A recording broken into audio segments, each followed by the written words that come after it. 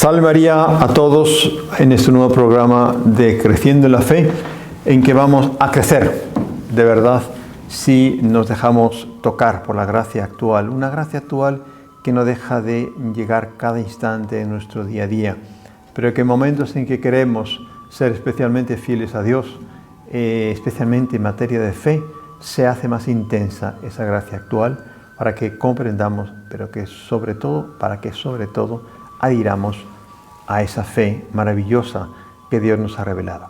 Estábamos hablando de los motivos de credibilidad, pero sobre todo de la autoridad de la Iglesia a la hora de declarar infaliblemente una doctrina que ha sido revelada.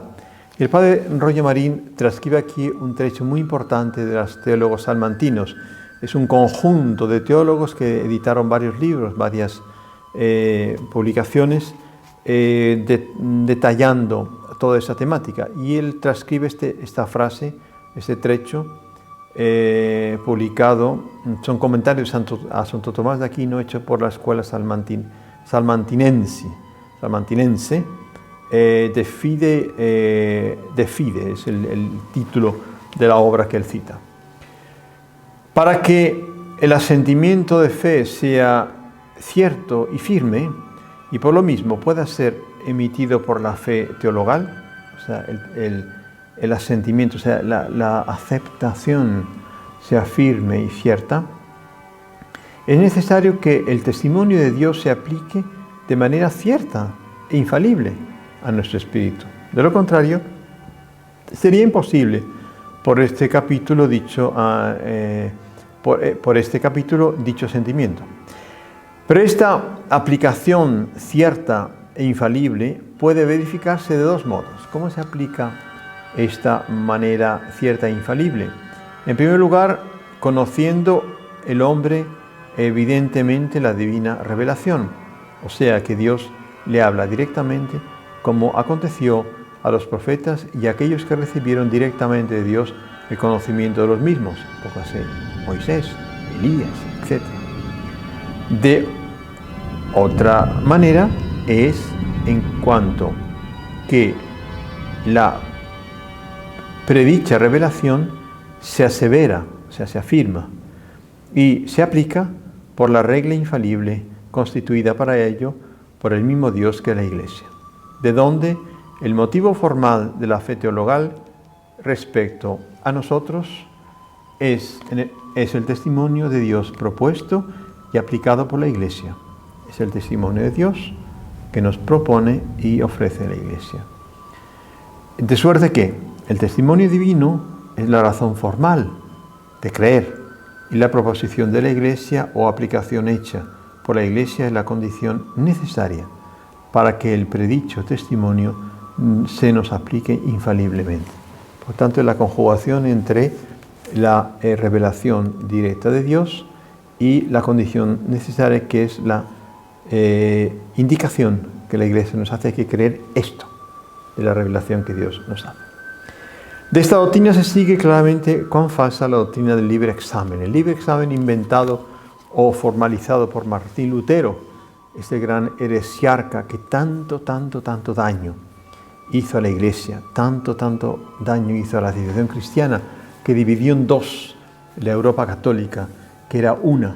Durante tantos siglos, él consiguió un divorcio entre la Europa católica y esta Europa protestante. ¿Protestaron de qué?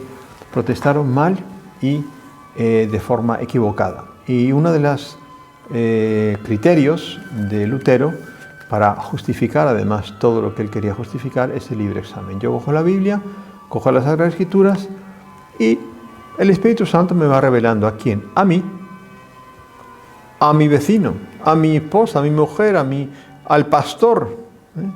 Y yo ahí, y si el pastor, yo no estoy de acuerdo con el pastor, yo fundo una nueva secta. 2000, ya en los primeros siglos del protestantismo, se registra la historia de sectas protestantes que, al amparo del libre examen, fundaron sectas. Y eso se multiplica hasta hoy en día por sí misma. ¿Por qué? Porque evidentemente que las Sagradas Escrituras, el Antiguo y el Nuevo Testamento, son textos misteriosos, son textos llenos de contextos históricos, de contextos literarios, de contextos que exigen una premisa cultural, una semántica, una interpretación lingüística que no todo el mundo tiene la capacidad de entender y de aplicar. Y pongo un ejemplo que nos contó un sacerdote hace unos años, cuando en el llamado espíritu del concilio comenzó la moda de hacer homilías dialogadas. Entonces este sacerdote, que era capellán de varios conventos, se le ocurrió un día inaugurar con las monjas, las pobres, este sistema de homilía dialogada. Y el evangelio de aquel día era el de las vírgenes prudentes y necias, el del aceite y todo lo que sabemos, ¿no? Entonces suelta una pobre monja, no sé si era novicia, y dice: Padre, a mí me parece una injusticia eso. ¿Por qué se quedaron fuera las vírgenes, las pobres, que no tenían el aceite?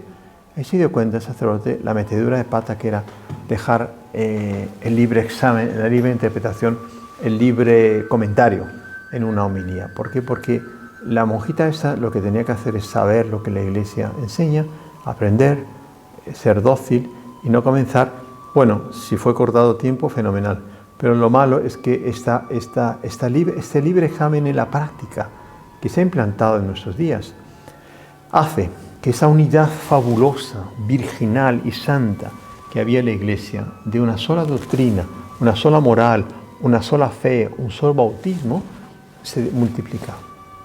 Yo oí las mayores barbaridades en una parroquia, en un convento, en un seminario, en una universidad católica, en una familia más o menos practicante. ¿Por qué? Porque este libre examen en la práctica se ha difundido en todos los ambientes de la Iglesia. Entonces, este programa de los Heraldos del Evangelio, al cual usted debe suscribirse, porque es una invitación, no es una obligación, pero es una invitación que apela a su conciencia, porque si yo estoy recibiendo gracias a través de este programa y está reforzándome y me está ayudando en la fe, es una gracia que yo estoy recibiendo, ¿no? Pues esa gracia tienen derecho los otros a recibirla. Y si este programa es útil para usted, haga que sea útil también para su prójimo, familiares, amigos, aquella persona que yo conocí que estaba con dudas de fe, le mando el programa para ver si le ayuda. Reenvíe, por favor, este contacto, este link. Suscríbase usted, por supuesto, e invite a los suyos a suscribirse, sin dejar de el like, apretar el botón me gusta. Espero que no le disguste, por lo tanto, apretar el me gusta y activar la campanilla para los avisos. Entonces, el libre examen, qué gran tragedia, qué gran tragedia. Y justamente porque vemos la tragedia que es el libre examen, hagamos nosotros lo opuesto y vivamos unidos al corazón de la Iglesia, el sentire cum ecclesiae, que comentaba San Ignacio Loyola, es uno de los lemas de su espiritualidad y de su regla de vida, de su vocación de unión con la Iglesia, aquella maravilla que nuestro fundador, el Dr. Plinio, le encantaba, que nos repetía con frecuencia. Decía San Ignacio Loyola, regla de discernimiento: si yo veo que aquello es negro y la Iglesia me dice que es blanco, yo lo tengo por blanco, porque entre Jesucristo, el esposo, y la Iglesia, la esposa, hay una unión perfecta y no puede haber error. Y esa es mi seguridad, mi seguridad, porque la vista humana es defectible, cae fácilmente, es frágil, y yo me debo a sujetar al asidero de la infalibilidad de la Iglesia. Entonces, volvamos a esta temática, análisis completo del acto de fe, el acto de fe. Vamos a recoger, nos dice el Padre Arroyo, ordenadamente todos los elementos esenciales o integrales del motivo formal de la fe para hacer el análisis completo del acto de fe teológica o sobrenatural, que se sintetiza así. Dos proposiciones. El acto de fe de los profetas y apóstoles con relación a las cosas que le reveló directamente el mismo Dios se apoyaba y resolvía sin más en la autoridad del mismo Dios que les estaba revelando, infaliblemente, por esa luz profética que ellos tuvieron.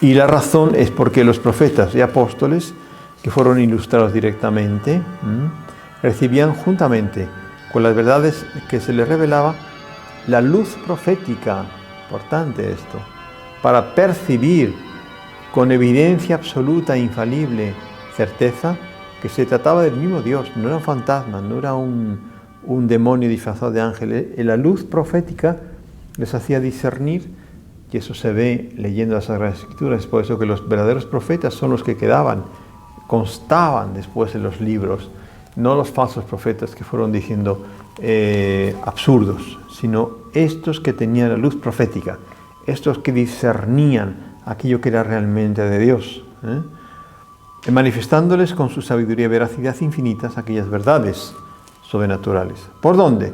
No necesitaban ningún otro argumento ni rodeo para hacer un acto de fe divina en aquellas verdades apoyados en la autoridad misma de Dios.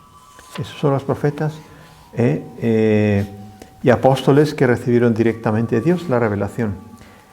Y nosotros, los católicos, que no reciben directamente del mismo Dios la revelación sobrenatural, han de apoyar su fe sobrenatural en la autoridad de Dios que revela, conocida con absoluta certeza por la proposición infalible de la Iglesia, cuya autoridad infalible para proponer las verdades de fe consta con toda certeza por los motivos de credibilidad. Por lo tanto, está clarísimo. Yo creo que si les examinase en este momento sacaría un 10, matrícula de honor, en estas dos proposiciones sintéticamente explicadas por el Padre Royo Marín. Siguiendo con este común denominador de todos, los católicos que creemos en la revelación, pero creemos en aquello que la Iglesia nos enseña que ha sido revelado, está contenidas muchos aspectos que es menester explicar cuidadosamente. Vamos a exponer por partes, continúa el Padre. Los católicos, o sea, los que pertenecen de hecho a la verdadera Iglesia de Cristo y se rigen y gobiernan por su autoridad infalible. Eso somos todos nosotros. Con las almas rectas y de buena voluntad que están sin culpa suya fuera de la Iglesia, herejes o paganos de buena fe, Dios obra o puede obrar, si quiere, de otra manera más inmediata o directa, iluminándolos interiormente para que conozcan y acepten por la divina autoridad la verdad de la fe indispensables para la salvación. Eso ya es un tema muy complejo, muy vasto, pero muy cierto. Para salvarse uno tiene que creer en el credo. Cómo Dios transmite a aquellos que están de buena fe en el paganismo o en religiones falsas esta fe que es necesaria para salvarse. Dios lo sabe, Dios es Dios. Y tiene en su misericordia y en su sabiduría los métodos, las formas, los caminos para que el alma pueda acceder a la revelación y sobre todo recibir las gracias. Dios dará estas gracias para que adhieran de corazón a ese credo. Han de apoyar los católicos su fe sobrenatural en que en la autoridad de Dios que revela. Es absolutamente necesario para no destruir en su raíz la misma fe, ya que como hemos explicado más arriba, la autoridad de Dios que revela es el objeto y motivo formal de la fe y no se puede prescindir de él sin destruir en absoluto la misma fe. Pero cabe preguntarse, ¿y cómo conoce o sabe el católico infaliblemente, de forma segura por lo tanto, que Dios ha revelado tal o cual cosa? Respondemos con las siguientes palabras de nuestra proposición. Conocida con absoluta certeza por la proposición infalible de la Iglesia, ya hemos dicho que sin esta proposición asistida especialmente por el Espíritu Santo, no podríamos conocer infaliblemente las verdades que Dios ha revelado. Aunque leyéramos la Sagrada Escritura, fuésemos doctores en teología, en filosofía, en interpretación de las Sagradas Escrituras, etc. aunque leyéramos integralmente todo el depósito de la tradición, porque nadie podría garantizarnos de manera infalible que interpretábamos rectamente y en su verdadero sentido las verdades divinas contenidas en la Sagrada Escritura y en la tradición, sin cuya garantía infalible podíamos confundir lo verdadero con lo falso y hacer imposible la fe verdadera y sobrenatural, que es lo que les pasa a los que usan el libre examen como criterio de su fe. Caen, patinan, no aciertan, no pueden acertar. Esta es la razón del desbarajuste doctrinal que reina entre las sectas protestantes, corrobora aquí el padre Roger Marín, que admiten o rechazan lo que les parece ver en las Sagradas Escrituras, sin otro control ni guía que su propia razón y libre examen. Es un desastre. Pero cabe todavía preguntar en qué se resuelve finalmente nuestra fe en la autoridad infalible de la Iglesia. Nos lo dicen las últimas palabras de la proposición, que son estas: cuya autoridad infalible para proponer las verdades de la fe consta con toda certeza por los motivos de la credibilidad. Los principales motivos de la credibilidad, lo hemos visto en la charla anterior, son los milagros y las profecías. Tu fe te ha salvado, tus pecados te son perdonados. ¿Por qué? Porque has creído, te has curado. Y esos milagros continuos que nuestro Jesucristo hace, esos milagros portentosos que los propios apóstoles realizan, sobre todo después de Pentecostés, y las profecías que se cumplen, son los motivos de credibilidad. Pero también, como dice y leímos allí en la anterior charla, el Vaticano I son signos ciertísimos de divina revelación acomodados a la inteligencia de todos, puesto que ponen clarísimamente de manifiesto la intervención divina, garantizando las palabras de los profetas y apóstoles y sobre todo las del mismo Cristo nuestro Señor.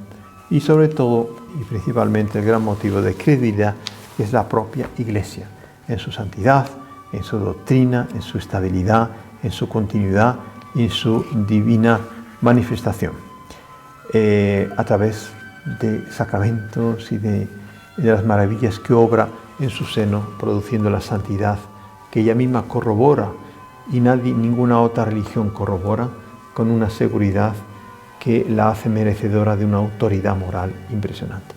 Pues aquí terminamos esta otra charla, pidiendo a la Virgen una vez más que nos aumente la fe.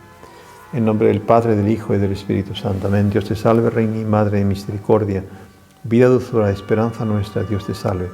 A ti llamamos los desterrados hijos de Eva, a ti suspiramos gimiendo y llorando en este valle de lágrimas. Ea pues, Señora, abogada nuestra, vuelve a nosotros esos tus ojos misericordiosos, y después de este destierro muéstranos a Jesús, fruto bendito de tu vientre.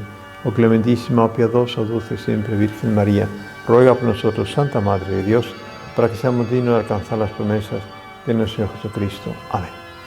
Señor esté con vosotros, y que la bendición de Dios Todopoderoso, por intermedio de María Santísima, Padre, Hijo y Espíritu Santo, descienda sobre vosotros y os acompañe siempre. Salve María, y hasta la próxima charla, si Dios quiere.